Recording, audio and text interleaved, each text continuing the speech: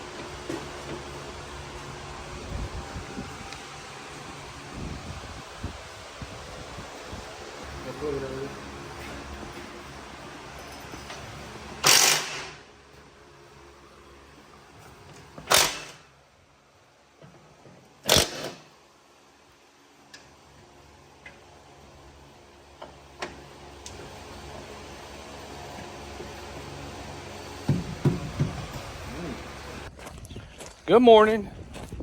It is August 10th. Well, we got the Cornhead all torn apart yesterday, and it was a nightmare getting all these rollers off of this thing. Them things are on there. Of course, we do have a couple seals. As you can see, that one right there was leaking. These right here look good. Look at they look brand new. And there's one leaking over there. This whole gearbox right here on this row, when you pull on one of the shafts, it was had some play in it. There's another seal, but we're gonna go ahead and replace all the seals on this thing. The gearbox was a little loose, so they're thinking that it's a bearing, so we pulled it off. They took it back to the shop so they could fix it.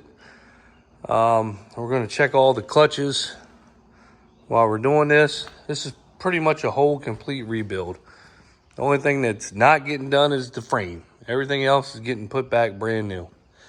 To pull that gearbox off, we had to pull the shaft out, and this bearing right here was bad.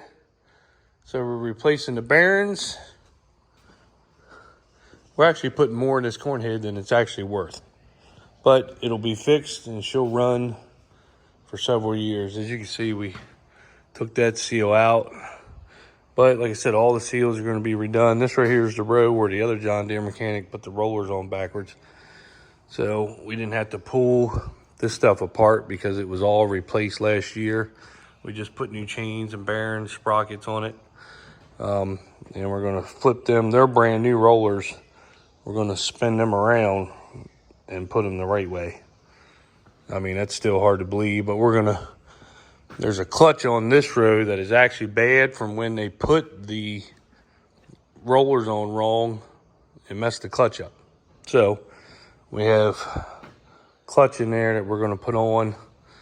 So while we got to do that, you got to pull this shaft out, take this side off, pull the shafts out. So we're going to go ahead and replace the bearings on this side too. So she will definitely last for a while once we get all this rebuilt. But them rollers, now the new style ones have on the shaft, they got a little bit different shaft on the 600-700 series, and they got threads where you just take a nut, you put them on, take a nut and tighten them down. But the guy said that he thought that this style was stronger.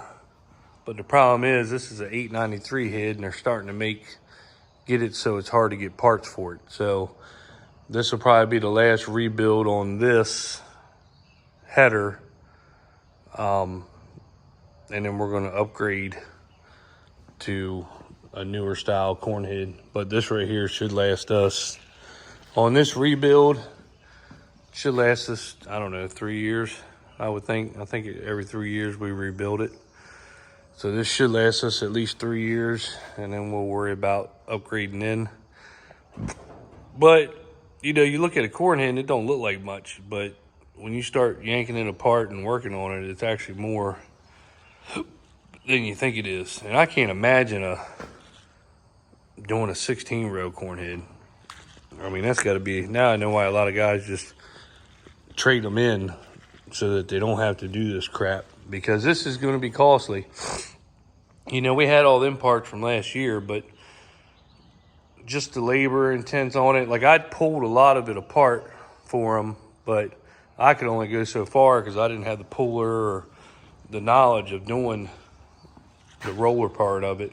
Now, the newer heads, I could probably do them because they're easier, but it's a lot of work involved, so we're going to be spending some more money on this thing. But it's going to be right, and she should eat some corn by the time we're done.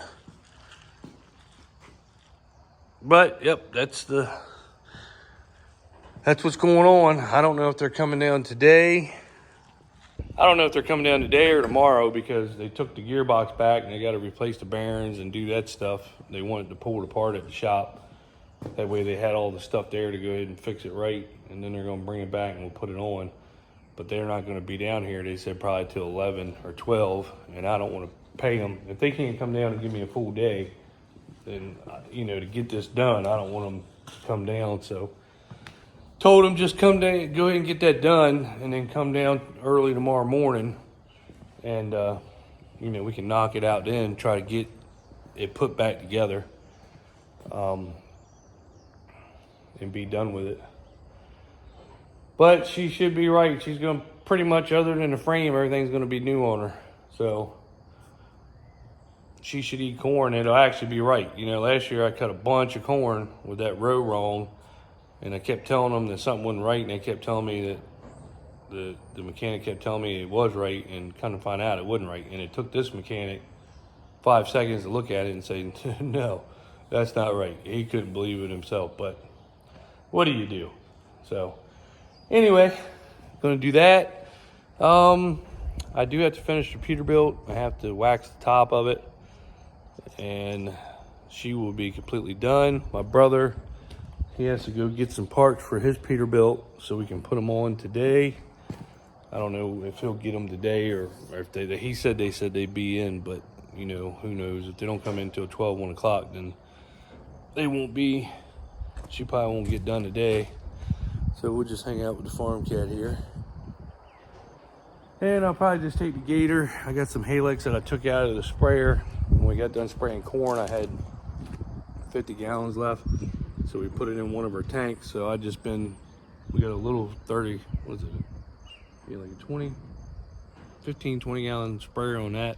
So I've been using that to spray around all the cornfields, just along the edge where the grass is coming up, by like the roads and where it meets up with the filter strip. So I've been cleaning that up pretty good, just about. I got one farm left to do, just to make it look better and, you know, get rid of that little edge of weeds that you always see along the edge. I can't stand that. So got one farm left to do. I'll probably go do that now, and or I might wax the top of that truck where it's cool this morning. I'm talking about rain, 80% chance of rain around lunchtime for the rest of the day. So try to get all this done early, and probably call it a day.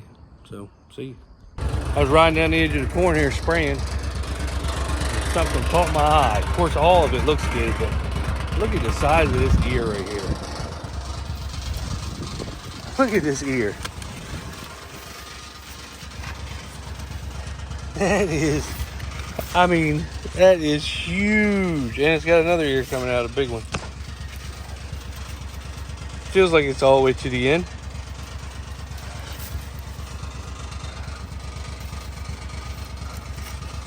Let's see what it looks like. Oh yeah, look at that. It's all the way to the end. I don't want to do no more than that, but it's all the way You're gonna get that one piece right there off. That's all the way up. That is huge. Here's my hand. And look at that. You can't even put, look, I literally cannot put my fingers around that ear. Here, let's get this out of the way. Literally, there's my fingers. I cannot put my fingers around that ear. Actually, all right, right there at the very tip, I can grab it. And I don't have small hands. I mean, they're all just impressive, but I was coming, there's like a little gap right here, and I saw that thing. I was like, holy crap. I was like, wow. That is pretty nice. Good ears everywhere, but that ear right there is just ridiculous. Now, if they all look like that, I tell you what. But they all got pretty much 2 good ears on them. 1, 2. That's got a little tip back, but not much. I'm sure that one does too. But very impressive. Very impressive corn.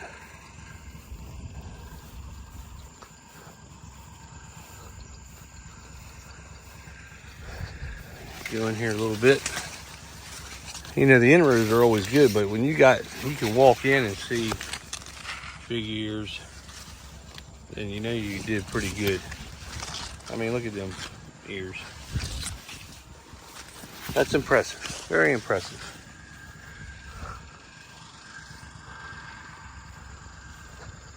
I still think that corn right there is going to do better than this corn. The only thing that separates this field is this, and that is in vetch, and this is just a no-till, regular no-till ground. Nothing on it, nothing special, just no-till. I mean, I don't even think we didn't even have a cover crop on that. So,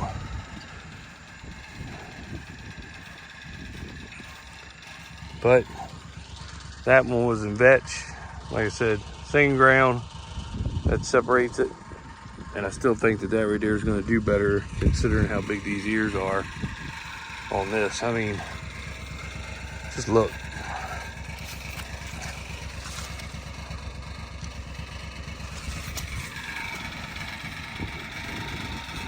Pretty impressive, pretty impressive, pretty impressive.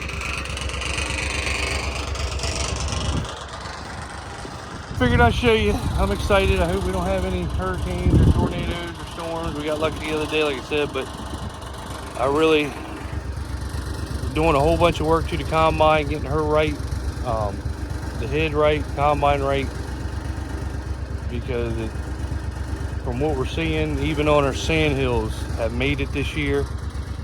And that's where we normally lose a lot, when we have that drought and our sand hills start being really weak. But this year we've actually had rains, and it's kept the sand hills going. Now, I don't know if you can see this or not, but this right here is actually, it's good ground, and it starts going up. There's a sand hill right here, and the corn looks like that.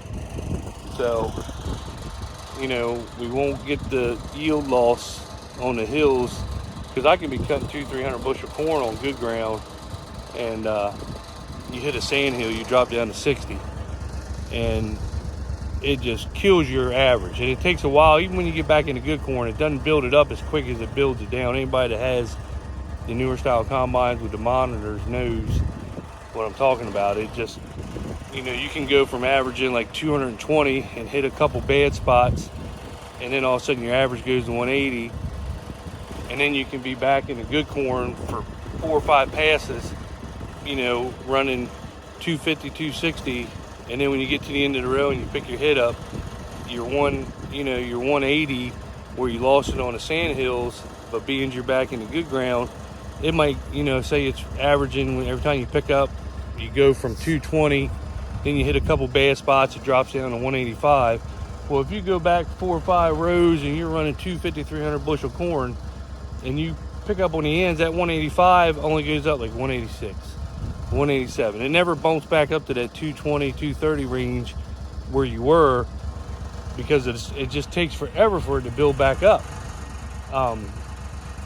But this year with the sand hills, the way they look, we're going to have some drag on them, but we're not going to have the drag that we normally see. So I just hope the weather holds out, health holds out, and we can get in here and get rolling on the corn, and I can video and show you all how we do our corn with the practices that we have. And it's not bragging if we have good yields, it's just, hey, we did it right. And it's not really that we did it right, we also caught the rain this year at the right time. Last year, I think the new planter, the 2x2, really helped us out this year. But we did get the rains, and that just shows you what irrigation can do for you if you had it. You know, if it's a dry year and you got irrigation, that's what makes or breaks you. You know, yeah, irrigation costs money, but it pays for itself on a bad year. But I'm excited to get in here and get rolling on this stuff. It seems like it didn't take long for it to get at the stage, but now it's like, normally August rolls pretty quick, but it's like when you want it to roll quick, like every other month, you blink and it's July 1st and then July 31st. It just seems like this is like a lagging month because you want to get in the fields and you want to start rolling some of this corn and you just can't. It just seems like it takes forever, but it'll be here. It'll be here. I'm happy. I'm happy with everything. Like I said, we just had rain at all the right times this year. Last year we did. It went 58 days without rain last year. So it just shows you if you can get rain, how good your practice that you do can turn out. So, and even though we didn't have a bad year last year, even though we were in a drought, we still did pretty good, average. But you just don't do like you want to do. You know, every bushel helps. And I'm excited. I want to get. Now it might be disappointing. We might get out here and it did everything shitty, and it's horrible. But I hope not. But I'm excited. I want to get in it. I want to get in it and get rolling. I guess we should put more emphasis on beans, but you know, I wish I had the 2x2 system on the bean planter and could roll some stuff in with the beans, and but we don't. You know, everybody acts like, well, you just plant beans and they do what they do. But I think I looked at Podfather and a guy down in Arkansas. He was showing us his beans that were ready, and the pods. Now he did have a input in it. You know, I think he sprayed fungicide on it twice and some growth stuff. But looking at his stalks, and it was a whole field. It wasn't just a plot. Man, looking at his pods, the amount of pods he had on each stalk, you know, and I think when they ended up cutting, they were doing like 111 bushel or something. That's what that whole field average is, like a 200 acre field. And man, 200, you know, 110, 115 bushel beans at $15. I mean, you did something. That ROI was worth it, you know. I mean, it was impressive. So I think we kind of got the corn down pat as long as we got rain, but I would like to do a little bit better on beans. I'm a big guy on sugars. I think putting sugars on your crops really helps out. And you don't have to buy all these products from these chemical companies, because manganese and all that crap, it ain't nothing but sugar water, dyed sugar water. That's all it is, but you're paying so much for it. Go to Cisco or Sam's Club or Costco and buy a pallet of sugar. You can get a whole pallet for like, I think $2,000, and it'll do thousands of acres. And versus spending, you know, $2,000 for a tote from the other guys that does 100 acres, you know. So just my thoughts. Anyway, see. Oh, I forgot to say like, subscribe, share, because this is going to be the end of this video. I didn't video the John Deere guys because Atlantic Tractor, you know, it's so dumb that they don't want you videoing. But even like these guys said, you know, it'd be neat if you could video us doing this, so people, normal people that are working, could just see how you do something like this, how you rebuild a header and stuff like that. And you know, because every John Deere guy ain't available during harvest season. You know, they're busy with the farmers, and instead of waiting 2 or 3 days, if there's something that you could video, I could video to show how to do something, it would be helpful for everybody. But you know, you got these Deere companies like, you know, and Land Tractor's been treating us good. I'm not talking bad about them, but the bad thing about this is they're dumb when it comes to this. They should actually sponsor me, and I would show them a whole bunch of stuff and promote their company and a lot more, and show things that are getting done and their mechanics working, and how, you know, how good they are. Well, some of them are. The guys we got now are really good. I mean, they know this stuff, they fix stuff the right way. But it would be nice to show them doing things, and it's more educational, and you know, it would benefit Atlantic Tractor because it would show that a company's trying to actually help its farmers and its customers, instead of always, well, we don't want to do it because, you know, we want to be woke and we don't want anybody to hurt anybody's feelings and this and that. Well, if you're working on shit, you're not talking about stuff like that anyway. And the guys in here know that. They're just doing the job and just showing the job and how it gets done. Nobody cares about wokeness when you're working on a freaking combine in 100-degree heat and all that. We're just showing what's working. So why don't you think about that, Atlantic Tractor, and instead of acting the way you do. So